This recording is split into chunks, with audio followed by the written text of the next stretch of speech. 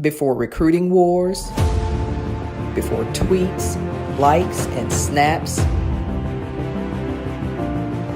before March Madness, there was a girl with her dream and a love for the game.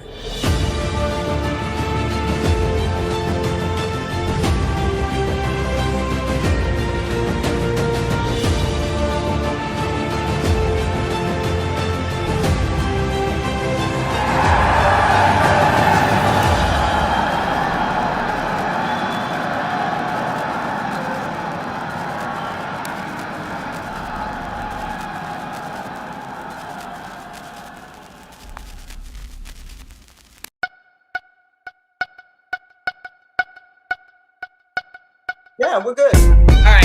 Hey, everybody. It's Fran Harris. Welcome to another edition of the Opinionators. You guys know I love to say this is a show about women, strong opinions. Deal with it.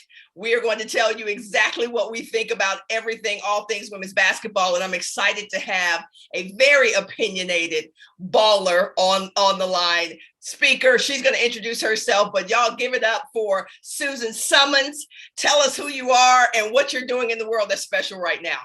Fran, it's great to be on the show with you. I'm Susan Summons of SusanSummonsSpeaks.com, one of the original W's. WBL Women's Pro Legend, National Coach of the Year, the only NJCAA African-American woman that's a National Coach of the Year. But you know what? It's all great. It's March Madness. It's great for women's basketball. They're rocking, they're balling, they're hooping, they're crossing over, and everyone's got an opinion on who's making it to the Final Four. Absolutely. So where'd you come from? What's your origin story? How'd you get started in basketball? You know, I'm from Boston, right there in the heart of Roxbury. And I grew up as a six-time Boston Neighborhood Basketball League MVP. Historical. Up there where the Reggie Lewis Center is, James Bailey, Patrick Ewing of the New York Knicks, up there in Cambridge, Ringen Latin, Frank Jarvis, that whole group. We played a lot of basketball in the Shelburne Center, Hartford, New York, Philly. So playing that game, growing up with the Boston Celtics, Tom Sanders, Don Nelson, sitting behind the bench in Boston Garden behind Red Auerbach. Basketball. Yeah, history for sure. Yeah, that's history. You could have played any sport, right? You're a great athlete. You could have played any sport. What made you choose basketball? Well, I chose basketball because at the time, Tom Nelson and Zach Sanders from the NBA Celtics was giving out scholarships for a basketball camp. I had just qualified for the national Jesse Owens track meets. And I said, wow, I got a chance to go to a basketball camp. That's going to be great. I like basketball. I was learning how to play it. And when I went to that camp, I think I must have cleaned up every award. And that just changed history right there. I fell in love with the game, developed that passion. You know how important that is. You're a champion yourself, Texas Longhorns, and you've won a lot of championships. So you know how important passion is. Yeah, without question. There's a lot of passion happening right now. We're doing this in the midst of March Madness. For some folks, it's March Gladness. For other folks, it's March Sadness. Let's be real. But this weekend, regional tournament play, what stood out for you? Which teams are showing out for you? Well, listen, Creighton, number 10. Creighton is 10, but they knocked out Iowa. It's the number 3 seed. There's no surprises there with some of your number 1 seeds. There's no surprises. They're getting it done. I mean, there's a game going on right now as we speak, a grueling game between Louisville and Tennessee. Come on. Who do you think's going to make it happen? I know it's difficult because, you know, we all have these predictions and there used to not be so much parity with women's basketball. So this would be a real easy conversation for us because the heavy hitters were always winning, but it's very different now. It's really different. I'm looking at the Tennessee and the Louisville game. And at first I was going to say, listen, Louisville's going to run away from this. And then Tennessee caught up 5 points, right? Yes, by 5 points. And I mean, they got a rebound. They kicked it out. She was smart enough, composed enough to kick it out for that 3 ball at the top. And that put them down by 2 at the time. And now it's a ball game. So it's difficult. Stanford, there's no surprises there. I mean, look at what's going on there. And your Texas Longhorns. I mean, listen, I've got to talk and talk up the Texas Longhorns because Jody Conrad, when I played the game and I was at Lamar University, we played against Stephen F. Austin. We played against the Texas Longhorns. And it's great basketball. So it's great to see the history. Yes. Wouldn't you say of that program? The history. Absolutely. You know, all of these historical programs, Tennessee, Connecticut, who you know had a tough game, had a relatively tough game today, but that Notre Dame NC State game was a heartbreaker because I like both of those coaches. I like Wes Moore and I love Niele Ivey. Yeah, I mean, either way, I was going to be sad about who lost that game. Did you happen to see that one? Yeah. And that was someone was going to go home and someone was going to go dancing. I mean, that's the nature of it. We all had our favorites. We both like both teams. I mean, Notre Dame is doing a great job. NC State, the great late Kay Yao, we sent a player to NC State, Darlene Jasmine, who helped them to a Sweet 16 one year. Yeah. But it's great parity. But you know what? The transfer portal. Let's not talk about that yet. We can't talk about that yet. I know. I can't wait. I can't wait.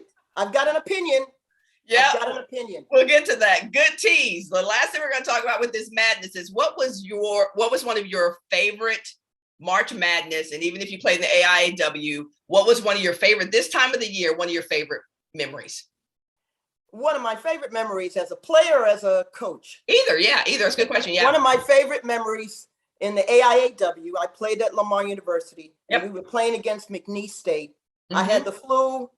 I had to take some Tylenol. It was a Southland Conference Championship game for AIAW. I wasn't feeling well. I played the game and hit 43 points. Come on, Michael Jordan. You had a flu game. I had a flu game. We all know what that feels like. You had a fever, you're sweating, and you're a baller. So you got the passion. You don't care about no fever. Yeah. It's March Madness time. You got to win the game. So that's one of my favorite. Yeah, that's one of my favorite memories. And that single game AIW scoring record stood for about 10 years. Yeah. Till Cheryl Swoops. Right? Came along at Texas Tech and scored 47. That's great. You never forget those things. Like that's a high moment. Mine happens to be a low moment when we were supposed to be hosting the Final Four back in Austin in 1985. Yes. And we got knocked out in the Mideast Regional by Western Kentucky on the last second shot, 92-90. I just knew we were going into overtime. Lily Mason, jumping jack, jumped out of the gym, turned around, jumper baseline. Our season was over. Defining those kinds of moments define your career. Like we never can talk about the history of Texas women's basketball without bringing up that particular region. So it was a heartbreaker, but we came back the next year, 34-0, baby, 34-0. I saw that and I watched that schedule. I watched that year. Yeah. That year for Texas Longhorns, 34-0. It's crazy. It was an incredible year, and the athletes that you had. I mean, you were one of those. You were one of those players that put together that legacy there. 34-0 was an incredible year. But here's another quick story in March Madness. March Madness. Men have been celebrating a March Madness for years. It's great to see the women jumping in and taking a seat at the table. But I was reminiscing on an incredible shot that was made to win a national title by North Carolina. Do you remember that shot? I do. 94, 95, I can't remember. 94, yes, 95 by Charlotte Smith. Yep. On an out of bounds play, and she had a couple of options. And I was talking to Charlotte the other day, and I made a note, and I said, Charlotte, that was such an incredible shot, but it was more incredible that you had the courage not only to make the right decision, but to take the shot. Yeah. Because she could have flared off the screen and went ball side block. That was one of the options.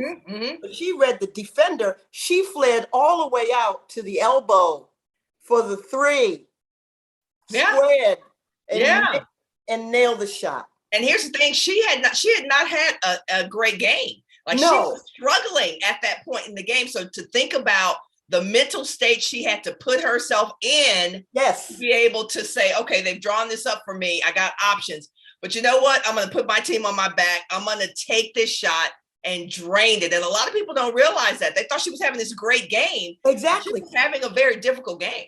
She was, but she was on the boards. Yeah. That game, she had 21 rebounds. Yeah. 21 rebounds. Yeah. You know, if we parlay that to Boston, who played in the second round, she didn't have a very good game. Mm-hmm. But she didn't think about it. Yep. You made reference to that. The mental focus that she had, she wasn't worrying about, oh, my shots are not falling. She stayed true to her game.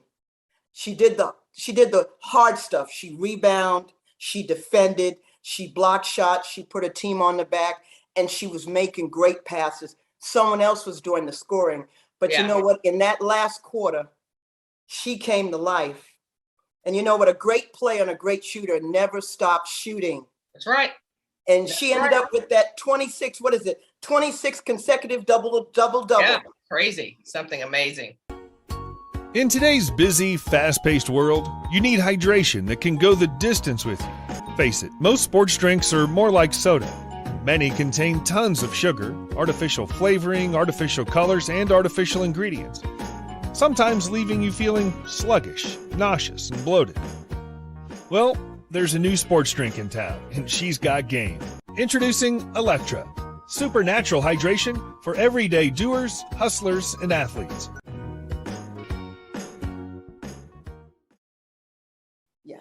So let's turn our attention. We're talking about legacy programs. Charlotte Smith played for North Carolina, the Tar Heels, one of those great programs. We talked about Lamar, which most people don't realize what an outstanding program Lamar University was. Stephen F. Austin, University of Texas, and Baylor University. We're going to turn our attention to talk a little bit about Baylor University because one of its greats is being detained in the Soviet Union. What are your, when I say a U.S. great basketball player or a U.S. citizen in general in the Soviet Union being detained, what's the first image you get of that?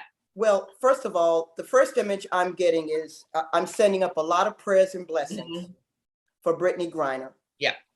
And I'm going to continue to do that as everyone is around the world, because no player, no U.S. individual, no athlete, great. This is an Olympian. Yeah. Who's played in the Soviet Union should be in a position where they're detained and their human dynamics are also being challenged. Her mental wellness, her ability to be resilient. And we know she's a tremendous player and athlete and has fortitude. So I'm sure she's being very resilient right now. She's in the middle, and she found herself in the middle. It just so happens to be in the middle of a war between two countries. Yeah.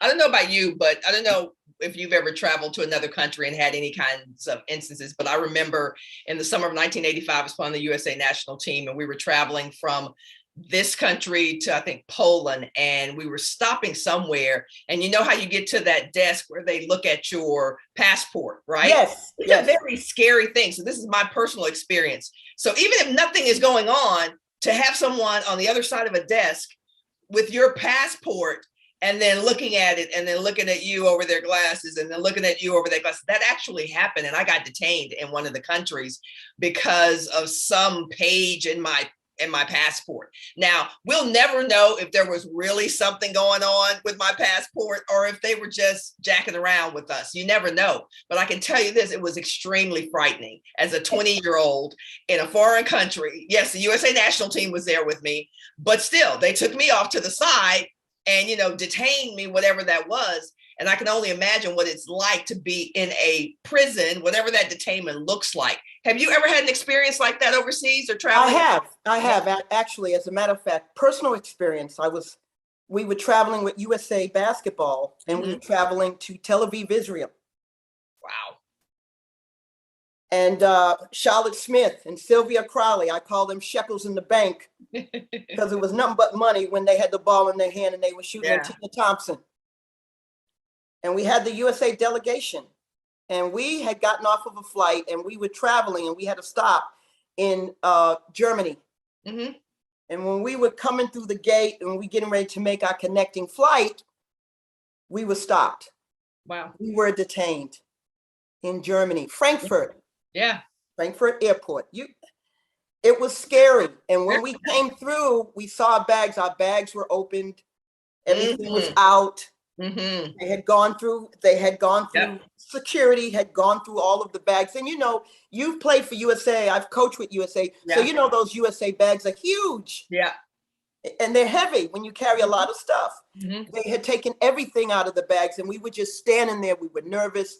There were security guards that had machine guns holstered on their shoulders. Absolutely. So it's a very threatening, horrific nightmare for a teenage college student who's never traveled abroad, and they've never experienced that, to stand there and see that happening. And we had to wait. We were detained for hours. Yeah, until they're done with whatever they want to do. You're just whatever they want to do. We couldn't say anything. We tried to step up and try to get our bags, and we were. Yeah. So we had to stand back. You're at their mercy. Yeah. Traumatizing. Yeah, I heard Lisa Leslie in an interview a couple of days ago or yesterday talk about some of the unspoken, but some of the spoken counsel that women's basketball players have been given over the last week or two, saying, don't make a big deal about the Brittany Griner thing because we don't want to heighten any sensitivity with the governments. What was your thoughts about that? Well, it's interesting you mentioned that, because I followed that. I've been following that, and it's a very sensitive political issue and a political framework that's going on all at the same time. And perhaps the mindset of the position that the WNBA commissioner, the political staff, the U.S. State Department, Ned, I was reading an article as a representative, because he was very instrumental in getting Brittany Griner and getting the U.S. consulate to be able to see her, to say, okay, her condition, she is in good condition. But it's a very sensitive political issue. And the position they're taking is they're really thinking about Brittany. They're thinking about her welfare. They know that that Ukraine and Russia is in the middle of a war, and they're being very, very delicate and strategic on how they're choosing to approach this, because they don't want to put her in a position where creates more danger. More danger.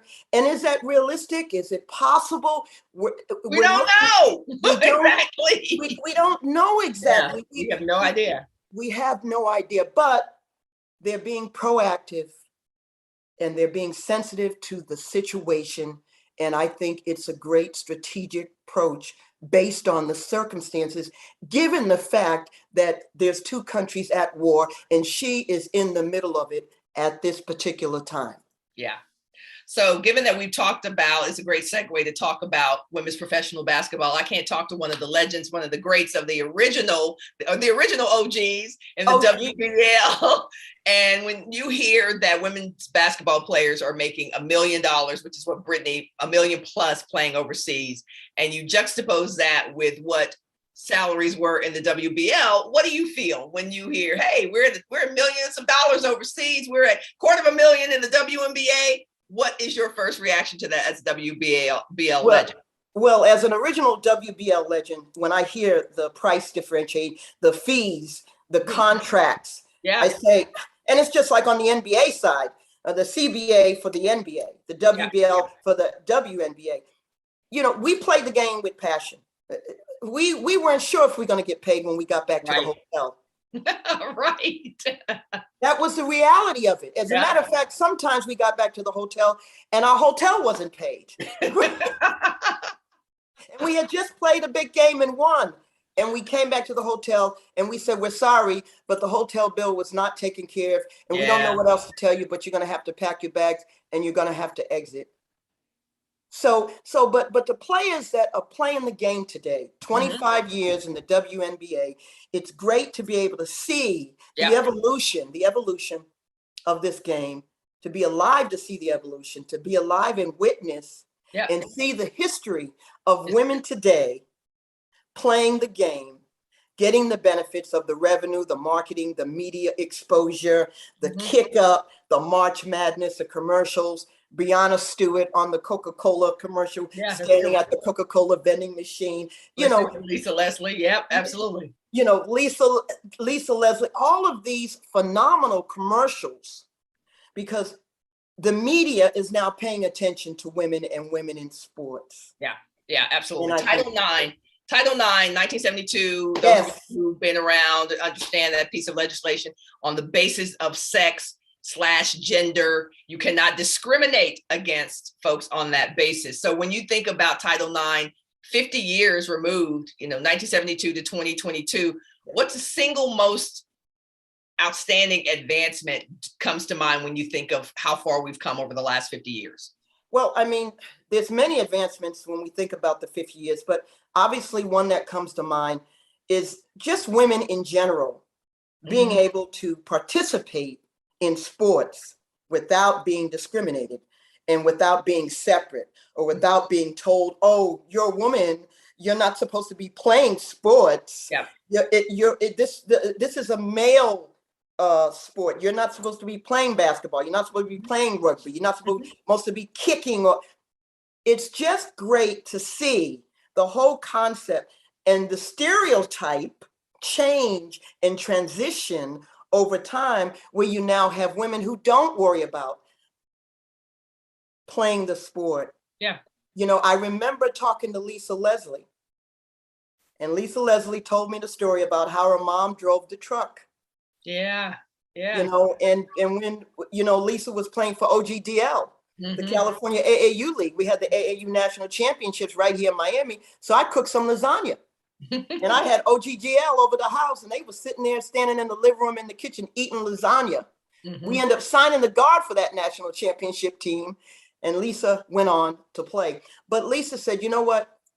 My mom always told me, Lisa, you can be a lady off the floor, but on the floor, it's okay to be a beast. Yeah. And if you're going to play this game as a woman in this day and age, you have to be a beast. Yeah, you know what I want to say about Lisa? That was very strategic. I've never had this conversation with Lisa, but knowing what I saw Lisa do, that Lisa took that to heart. She was always aware of her marketing prowess. Yes. So she was like, listen, I'm gonna be a beast, but I'm gonna have this ribbon in my head. Yes. I'm gonna be a beast, but I'm gonna be cute. Yes. I'm gonna get that money. I'm gonna get that money as well. And I always appreciated that about her. She was like, this is who I am. Yes. I'm not gonna change who I am. I'm going to be both. You don't have to separate these things. You can be both of these things. Exactly. Great to see that. You can have the balance. You could be a lady, because Lisa would have her hair right after the game. If you ever watched her, she would make sure her hair was sharp. She had the long hair. She had the ponytail. She had her earrings. And you could be a lady. Yeah. And you could have the best of both worlds. Absolutely. And she was promoting her marketing ability and her charisma. Yep. And she was very package, the full package of who Lisa Leslie is. Yes. It's all of that. And that's what I love about today. When we look at our game today, back in the day, there was a stereotype of who you were supposed to be. Exactly. And now it's like, I'm a businesswoman, I'm a mom, I'm a beast on the court, I'm a broadcaster, I'm all of that. Yes. And it's welcome. And it's just there for the taking for us as women now. And that is certainly a direct impact of Title IX. Absolutely. Without question. And the transcending of what that legislative piece and law did for women across the board. And little girls. Yeah, absolutely. When I think about women, I just had somebody interview me about Title IX and the progress that we've had. And we were able to dissect in that conversation a couple of things that I want to talk to you about. And one of them was about being a Black woman. So there is me as the athlete. There's me as the Black woman. There's me as the Black woman athlete. Like, there's so many different categories that we fall into. And it sounds like there's a lot of me's. A lot of it, like a lot of stuff going on in all of that. But it makes me think about the HBCUs. And when we think about how far women have come, we look at programs like Texas, one of the richest institutions we know in the land, and the public institutions. But when you look at historically Black colleges and universities, and we look at what Coach Reed was able to do in her almost upset of LSU and one of the greatest coaches in our game, Kim Mulkey, what were your thoughts as you were watching all that play out? As I watched the game, Texas, and there's a lot. Yeah, there's a lot of me's, as you just described. Mm-hmm. That was an incredible matchup, an incredible game, not just for the game itself in women's college basketball, but for HBCUs. Mm-hmm. Because it sent a message to everyone in the globe that the HBCUs program in transition has gotten stronger. The foundation is stronger. They're getting better players. They're understanding the concept. They're understanding, look, don't just settle to make the NCAA. Mm-hmm. Get to the NCAA and take a stand. Sit at the table. Don't settle to just arrive there. Oh, we won the SWAC or we won the MEAC, and now we're going to the NCAA dance. No, that's not enough. Yeah. You can compete with those top conferences. You can compete with the LSUs. Kim Mulkey is a phenomenal coach. I know Kim Mulkey, we've had several different conversations over the years in her interim as a coach at different university positions. But it's great for women's basketball. I take my hat off to Reed and what she did, because you know what? She pushed the envelope. Yeah. And guess what? You and I both know, and coaches across the country know this too, that game could have ended differently. Very differently. Very differently. And I'm opinionated, so I like to talk about real things. But that game could have ended differently. One call or the other, a different way, or one shot, or one play could have made a difference, and it could have ended up differently than what it did. But the message that it sent nationally was phenomenal. But when I think about when I look at Coach Reed at an HBCU with a salary that we know is much lower than the team she almost beat in Kim Mulkey, who makes over $1 million, $2 million.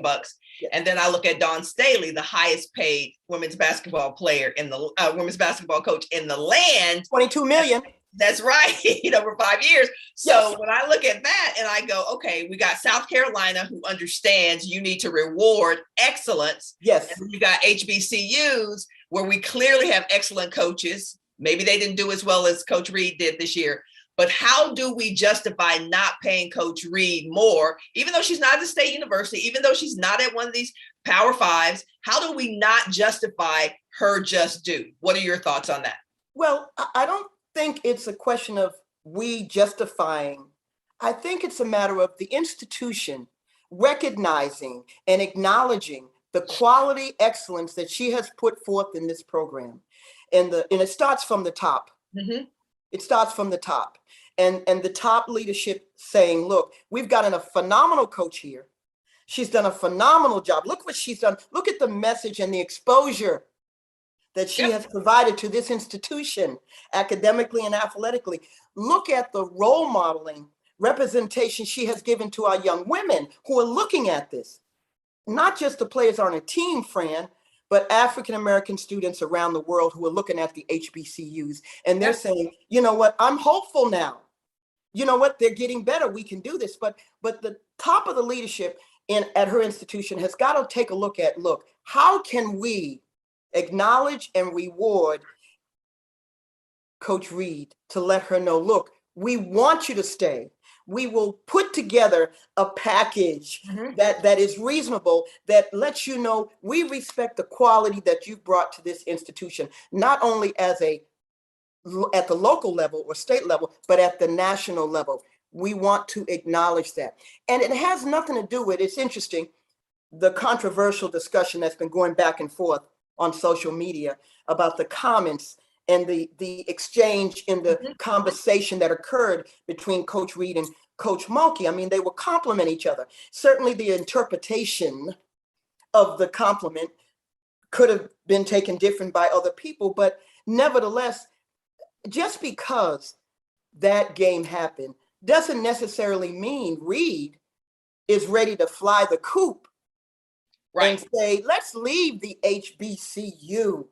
And let's go where the big bucks are. Well, wait a minute. Maybe Reed wants to take the position of building the program, building the richness of the HBCUs and making it a national brand and taking the leadership role for HBCUs. And now someone else is following. Now I'm going to hold a thought because you haven't gotten to the portal yet.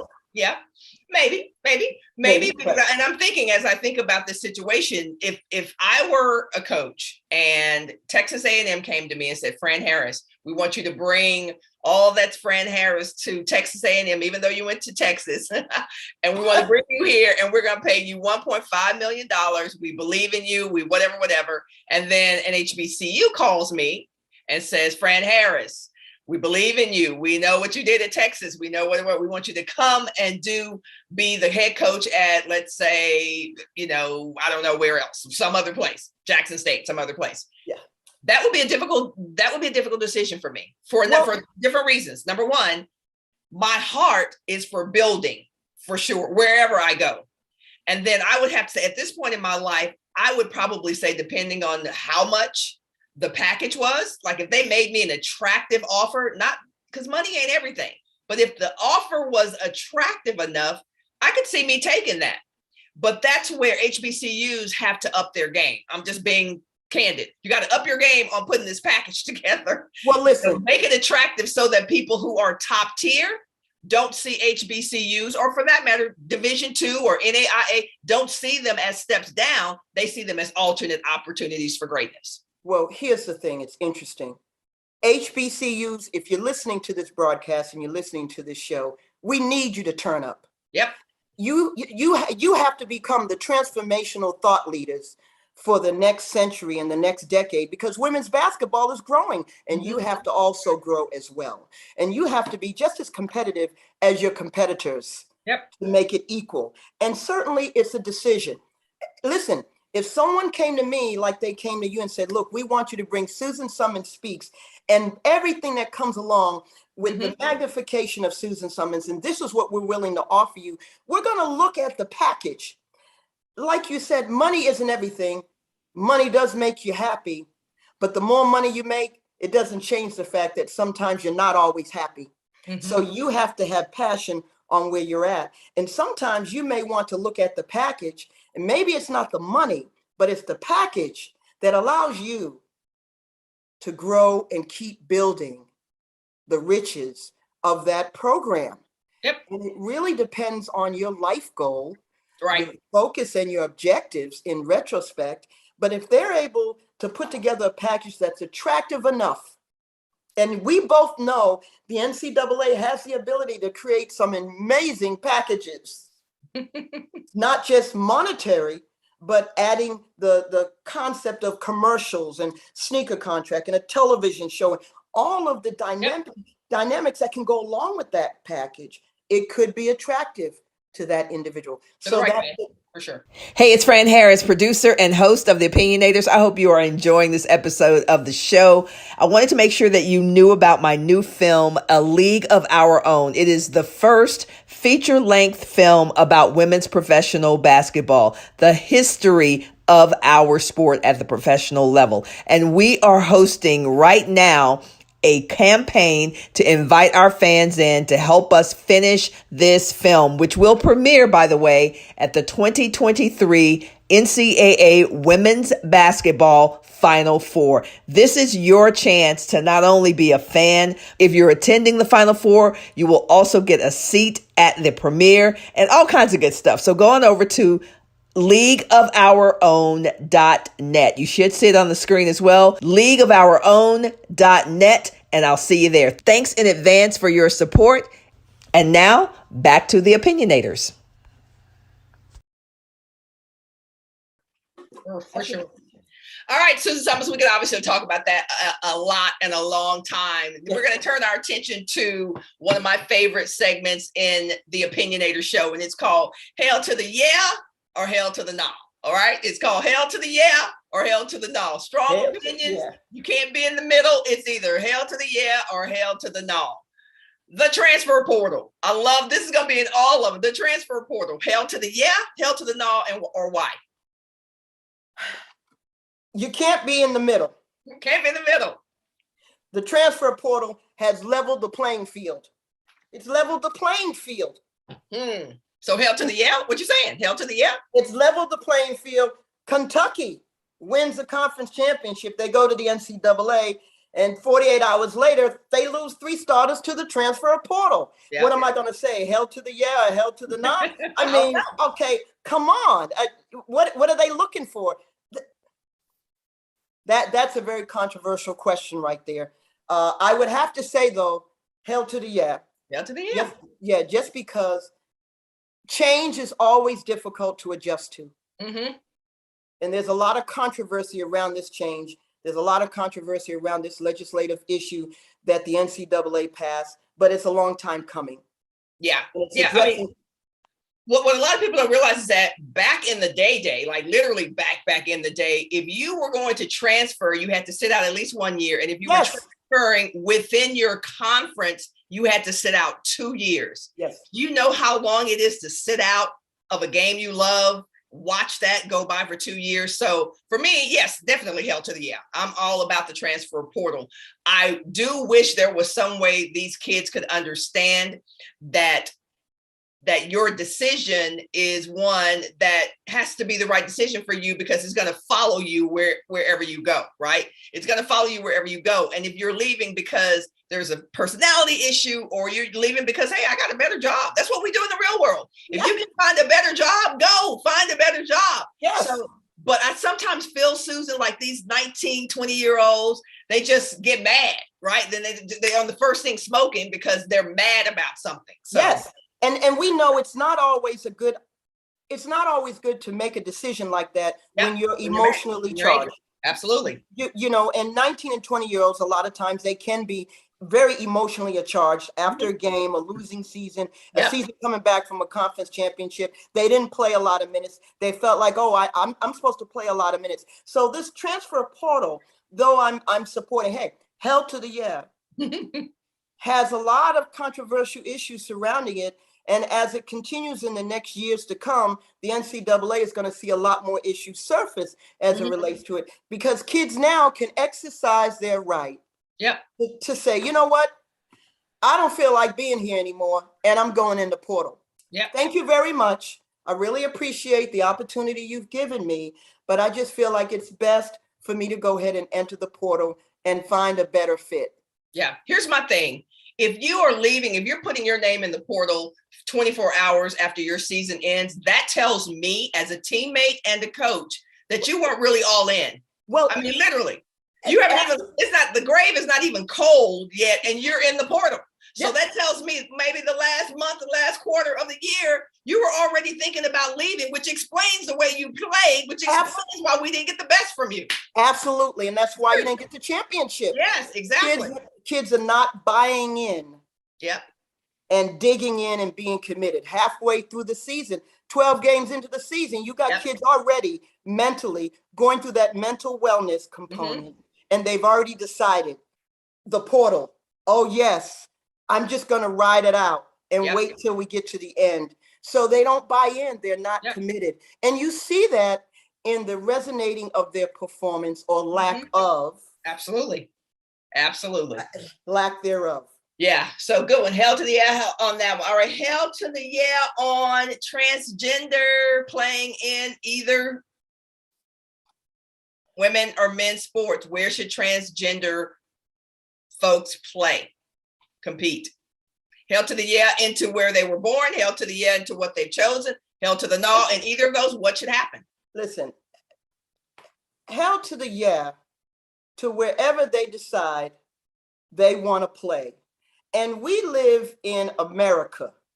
We live in America in a very controversial globe. And every day there's some level of controversy that's going on across the country. And it's just like a little girl who wants to play in a boys' league, or a boy that wants to play in a girls' league. There's a lot of issues around that. There's a lot of issues relating to the physicality of a transgender playing in a girls' league, because they're bringing with them that physicality of an advantage. But yet, if it's going to be voted on and it's supported at one level, then they need to look at supporting it across the board, because you can't support it in one area and not support it in the other area. Otherwise, you're going to have a controversial issue. Yep. I don't think there's any doubt that in some cases, and it's also a by sport thing, I mean, Well, that's the yes. reality. If we're playing chess, it may not be the same as if we're playing football. I mean, it's a reality, it may be a very different situation. And so all of that needs to get worked out, because what we all want is the equal opportunity to compete. We want, if you're in this sport, you're in this league, to have the opportunity to not just compete, but to win. You need the equal opportunity to win. And the field, and it has to be a leveled playing field. Yeah, absolutely. It has to be a level playing field, and equality and fairness. Yep. Is paramount. Yep. So get it worked out, y'all, because it is important.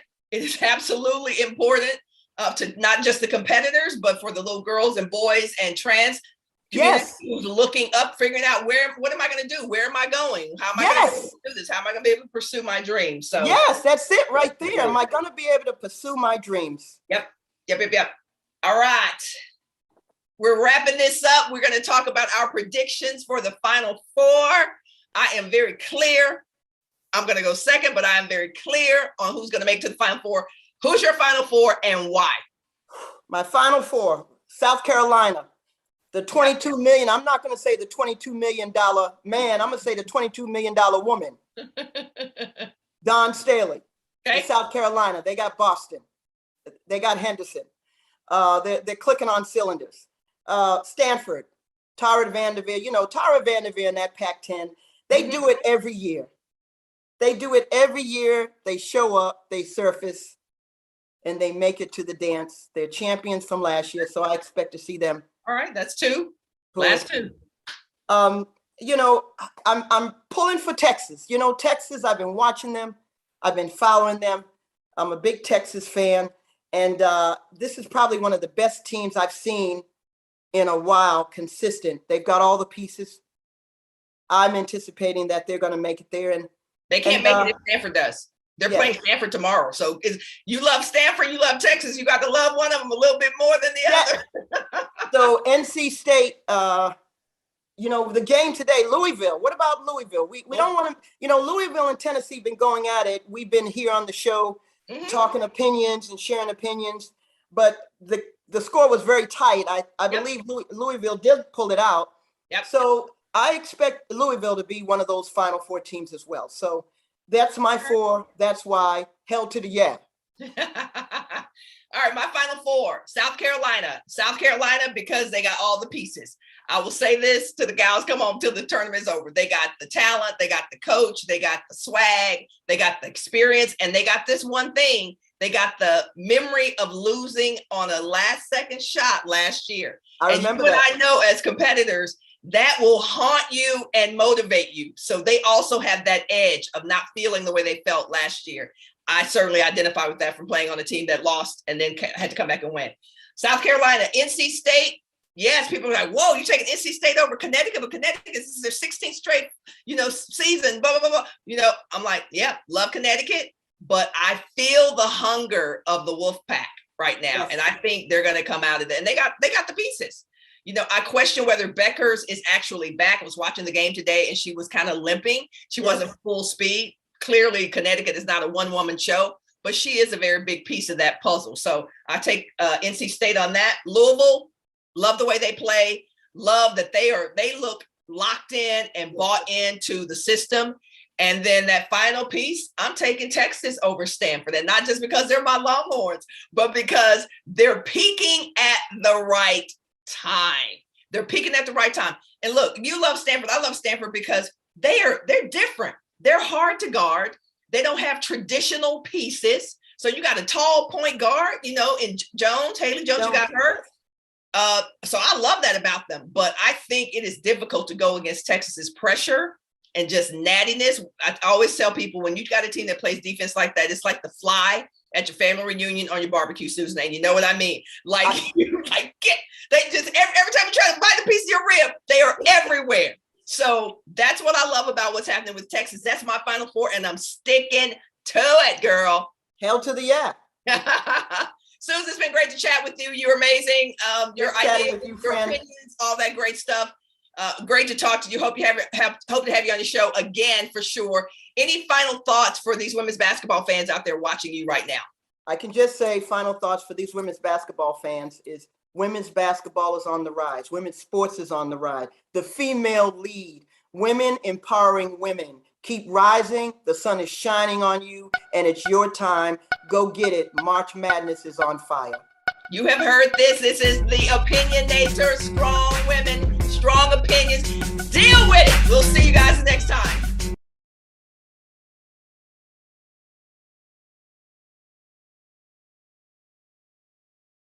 Before recruiting wars, before tweets, likes, and snaps, before March Madness, there was a girl with her dream and a love for the game.